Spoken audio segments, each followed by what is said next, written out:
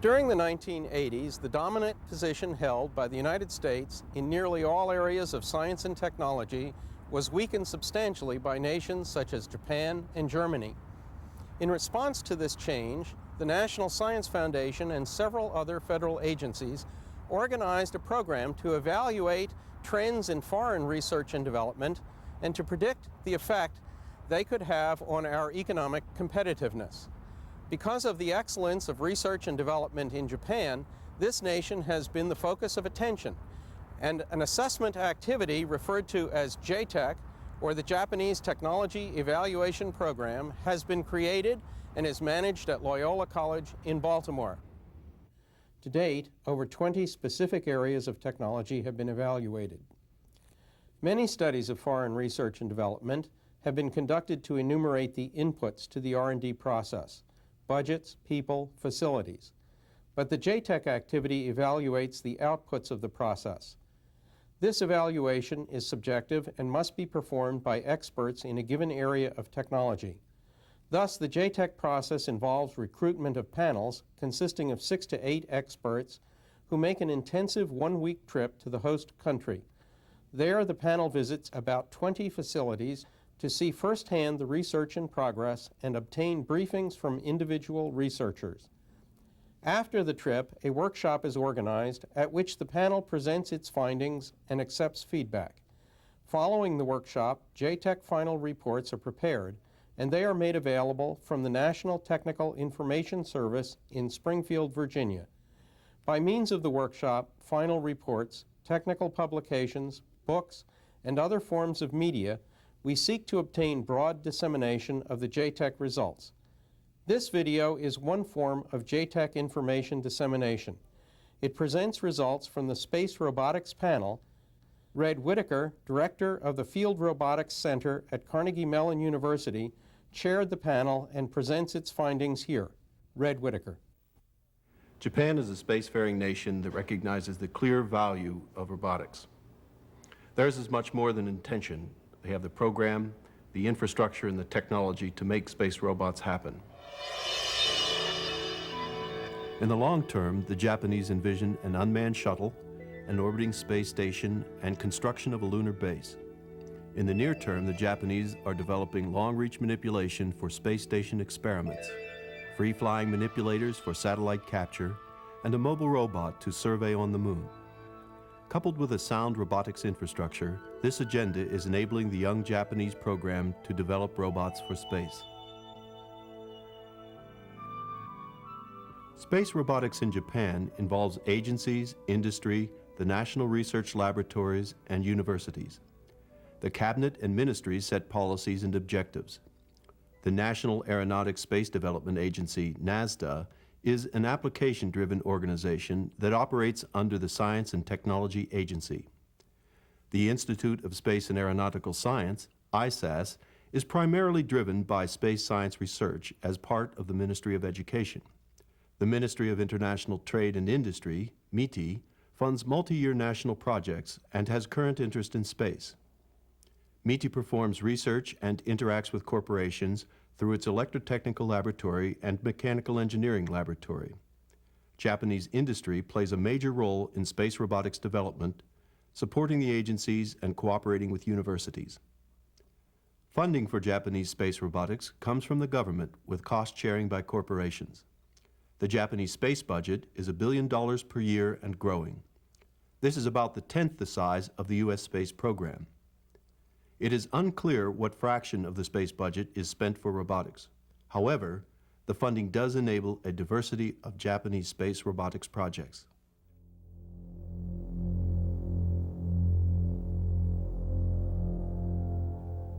The Japanese Experimental Module, JEM, is a scientific laboratory to perform space experiments aboard the International Space Station Freedom. JEM will consist of a pressurized module to accommodate researchers, an external module for exposed experiments, and a manipulator system to operate and maintain the facility. JEM's remote manipulator system has a large arm and a small fine arm. The large arm is designed to conduct overall assembly tasks and to transport the fine arm, while the fine arm provides dexterity.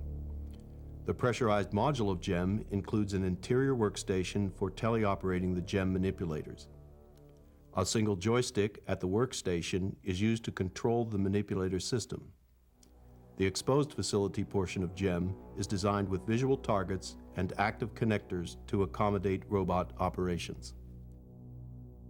JEM's large arm is mounted on the pressurized module just above the airlock. The manipulator is about 10 meters long and has a mass of 370 kilograms. It can maneuver a payload with a mass up to 7,000 kilograms. Two cameras mounted on the arm provide the operator at the workstation with a view of large arm actions. Alternately, the arm can be viewed directly through a porthole. A standard grappling mechanism is mounted on the end of the large arm for attaching tools, heavy payloads, and the detachable fine arm. The fine arm relies on the large arm for transport, course positioning, and stabilization. It performs dexterous manipulation, alignment, and mating.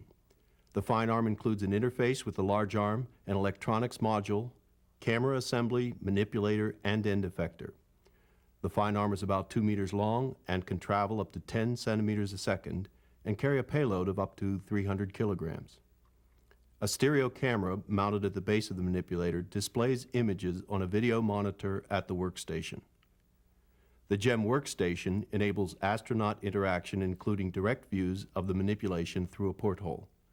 The manipulator control computers and power converters are mounted below the joystick where they can be serviced from inside the module.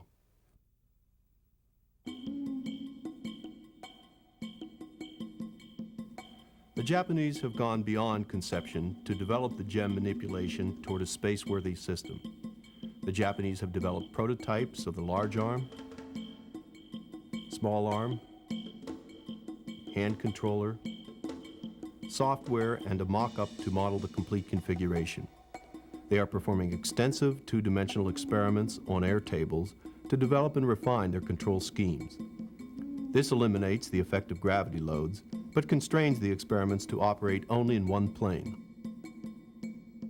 Their small arm experiments negate the effects of gravity by counterbalancing, which enables three-dimensional tasks like docking a payload to a frame.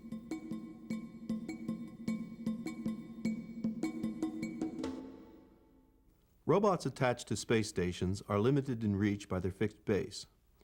Free-flying manipulators can overcome such constraints and perform self-contained, self-reliant, self-maneuvering mobile tasks.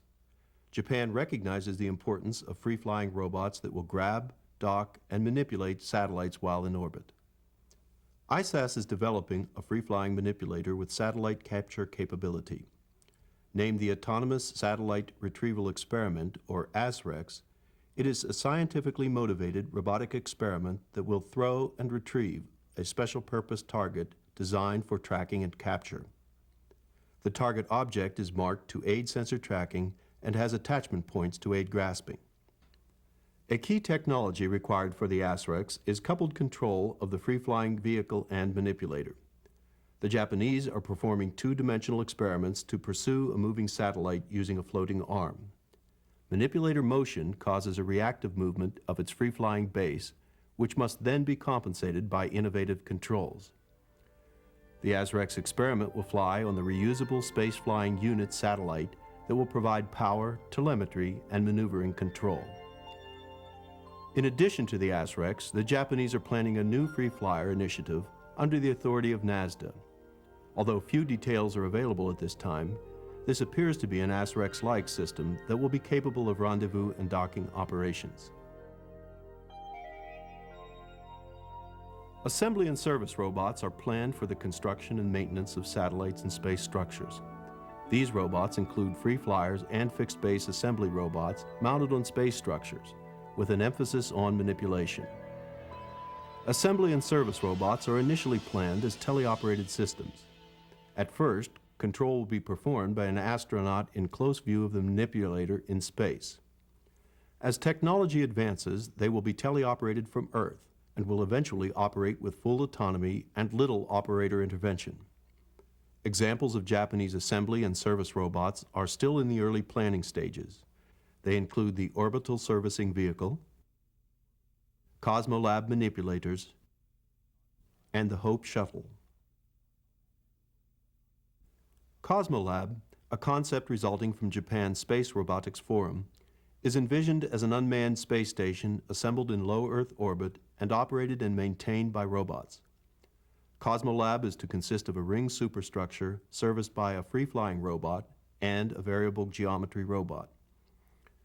The Hope shuttle is conceived to be similar to the U.S. shuttle, with the important exception that Hope is to be unmanned. A distinctive feature of the Hope is its long-reach manipulation, which it will use to transfer cargo, support assembly, perform space experiments, and capture satellites.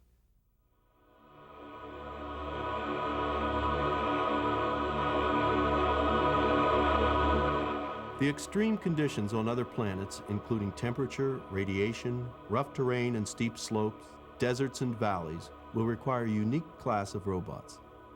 Surface robots must be mobile, have competent motion in hard or soft terrain, remain upright or have capabilities to right themselves, be self-reliant, durable, and autonomous.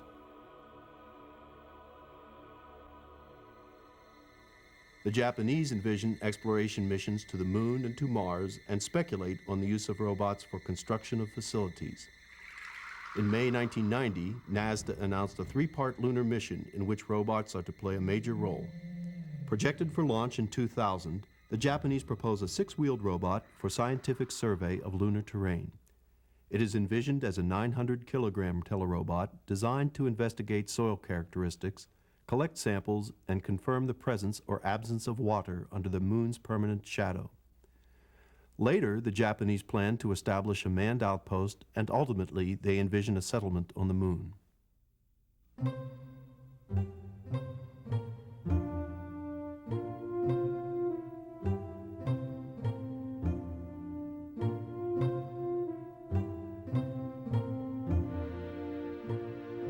Research for applications other than space provides a background for developing the mobile robots the Japanese need for these missions. Relevant existing devices include wheeled and tracked mobile robots, legged robots, and construction robots operating now on Earth.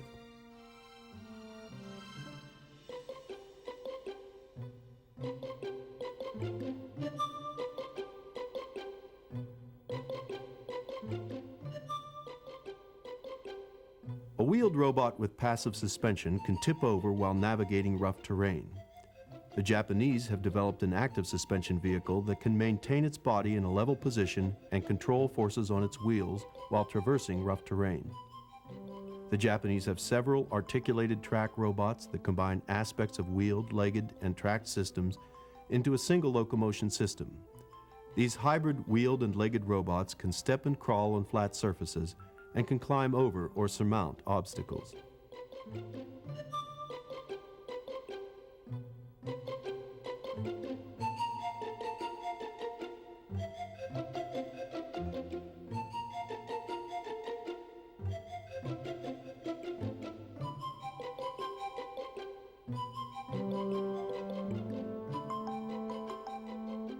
Wheeled robots cannot travel over extremely difficult terrains.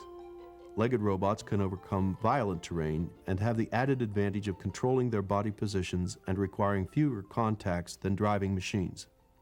For example, a quadruped can walk on uneven surfaces while maintaining a very stable body orientation. Even without a computer model of terrain, a walker can grope by sensing the ground with its feet. Because walkers do not rise and fall over every bump, they can theoretically use less power than wheeled robots. Most walkers step slowly and stand without dynamic balancing. When robots step quickly, their foot forces and dynamic balance must be controlled. MITI's ARTRA project is emphasizing legged locomotion through research in robot configuration, dynamic walking, and optimal control. The Japanese have developed hexapods for underwater inspection. Since the ocean floor exhibits rough terrain and buoyancy reduces the robot's apparent weight, walking in the ocean is similar to walking on planet surfaces. This program has created 3 generations of walkers and is a good example of incremental improvements that characterize Japanese research. The earliest version had bulky controls and minimal software. The latest robot uses light materials and actuators designed to walk underwater. but it cannot walk on land.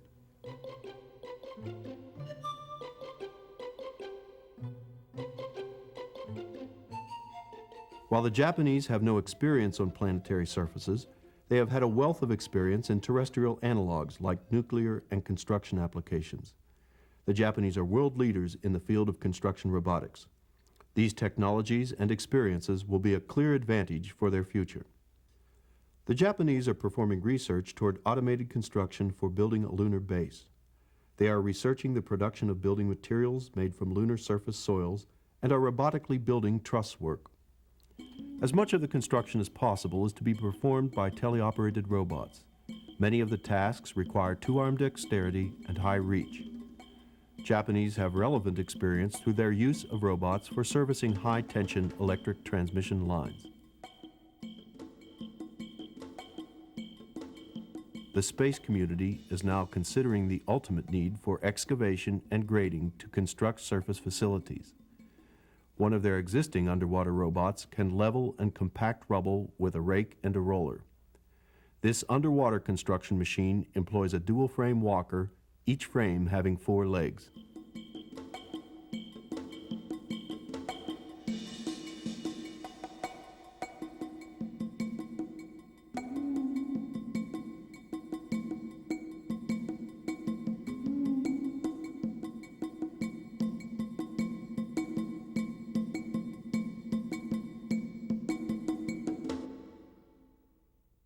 Manipulation is a fundamental capability for all space automation.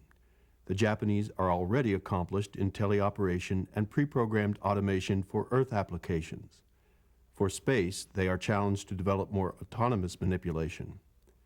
In the following segment, we profile a progression of Japanese manipulator technology and task control research. In teleoperation, a human performs all the perception of a task and generates all the input commands. When the human has direct view of the task, feedback is intuitive and immediate. The operator's hand commands motion through a master arm, which drives a slave arm to perform the task. Teleoperation consumes the continuous attention of an operator, so it is important to be able to freeze the arms for transitions and rest. In a bilateral system, the slave can drive the master. Features that aid an operator include scaling, whereby a small master motion commands a large slave motion, or vice versa. It is possible to ratchet the master arm to command large slave motion and yet maintain comfortable hand position. In high-performance teleoperated systems, the slave can accurately follow the master at high frequency. Japanese manipulator performance is world standard, due in part to their innovative use of specialized controller electronics like digital signal processing chips. When it is not possible for an operator to view the task directly, the technology of teleexistence enables teleoperation to succeed from a distance. In the United States, this concept is more commonly referred to as telepresence or artificial reality. The leading Japanese teleexistence system uses a series of head-mounted video displays to drive a slave video camera. This system integrates a master manipulator, slave manipulator, and a real-time graphics simulator. Human movements, including head and eyeball movement, are measured in real time. The movements of the robot sensors are controlled to follow the operator, and images taken by the robot sensors are displayed to the operator's eyes. Effective teleoperation is difficult, particularly for tasks that require long reach, finesse, or collision with other objects. It is possible to provide significant computer assistance to enhance manipulator capability for difficult tasks or to offload the burden of an operator. The Japanese are pursuing several technologies to perform tasks in a more automated manner. For example, a robot can perform tasks that require force sensing, like sliding along an uneven surface. This is particularly important for remote tasks in space, where communication delay exists between a robot and operator. Model-based task control consolidates a task knowledge base and cooperative maneuvering system. It attempts to combine teleoperation with autonomy and demonstrates man-robot cooperation from symbol to motion level. A library of robotic subtasks, like striking a match or sensing whether a flame is lit, can be programmed or taught to Meister. Meister can coordinate the subroutines with the guidance of an operator to perform a complete task. Another example is the Hand-Eye Active Vision Planning Engine, or HEAVEN, that can automate a complete task. It optimizes sensor and actuator placement according to task and addresses some of the task requirements relevant for space assembly. The system uses a computer model of the objective task to choose a camera placement for a clear view of the scene. It can automatically plan and execute motions. For example, it has pre-programmed routines for gripping parts. The HEAVEN system uses a light striping sensor to monitor the task to ensure that parts exist where the computer model expects them, and to confirm that the parts being manipulated have actually moved. The Japanese are researching tasks like block building to develop future robots with knowledge, skill, and autonomy. They will generate their own plans and use vision to locate parts. Future robots will reason about forces and utilize tactile sensing to grip and place parts.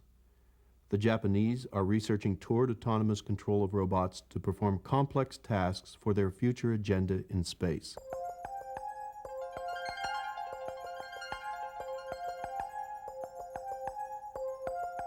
Japan's scientists are performing basic research for the future without constraint of payback in the short term. These developments are prolific, novel, and result from creative, difficult, and sustained effort. Their results are building a foundation for a future that will include space robotics.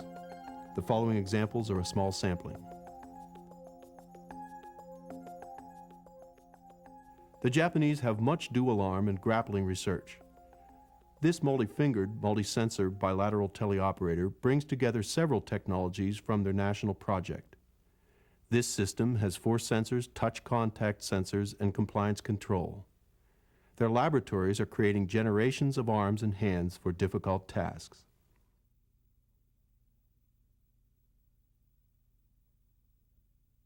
This flexible tube actuator is controlled by pneumatic servos. The tube is a hollow, elastic cylinder divided into 3 chambers that are pressurized independently. By varying the pressure in the chambers, the tube can be flexed. The actuator is capable of fine, controlled motion with high strength relative to its weight. The actuators can be combined in unique ways to perform tasks in confined spaces where it is impossible for conventional manipulators to succeed.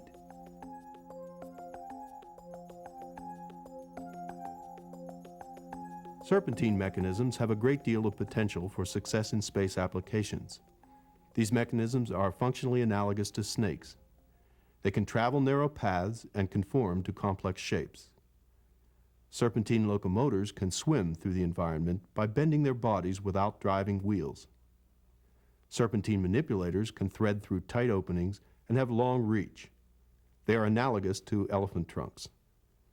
This multi-joint inspection robot uses a model of its environment and touch sensing to navigate its way through obstacles. Ladders occur everywhere, from nuclear plants to space stations. Truss work on proposed space structures and handholds for astronauts are opportunities for ladder climbing robots. The Japanese have developed a number of configurations for this class of climber. They have also used suction and magnetic attachments to extend the ideas of beam walkers for travel on walls and tank interiors. The Japanese have developed actuators and robots to work in hard vacuum for producing electronic wafers. This is a development of consequence to robots that have to perform for prolonged periods in space. The foremost bipedal walkers in the world are Japanese. The current state of art can climb and descend stairs up to 1/10 of a meter and walk on slopes of 10 degrees. This robot is the 12th in a series of stepwise developments by a committed research team. It is a notable example of sustained, incremental approach versus a model of a one-time technological leap. Sesara, an advanced dual-arm robot with vision sensing, force control, and grasping capabilities, handles fabric to sew a purse.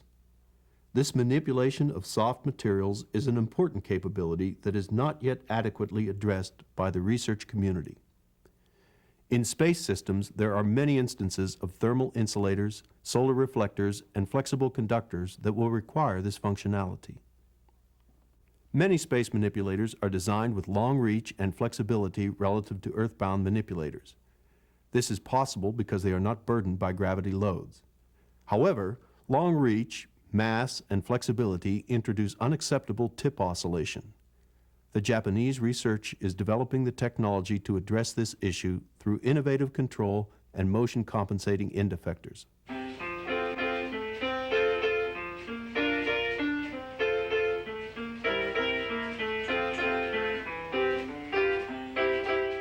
No sampling of Japanese robots would be complete without mention of this piano player. It is an early integration of vision, manipulation, and control for reading and playing music.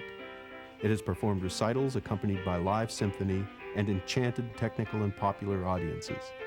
It is a fitting background for concluding this overview.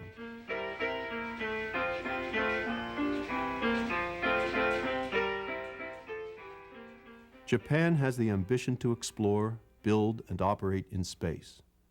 They consider space robots a necessity for their vision and are taking the steps to achieve their dreams. The Japanese are thinking to the future and show a willingness to invest in space robotics over the long term. Their experience with robots on Earth is an asset toward their goals. Many Japanese robotics programs involve a stair-step approach. They prototype frequent generations of an idea, and they rarely rely on a quantum leap to achieve a goal.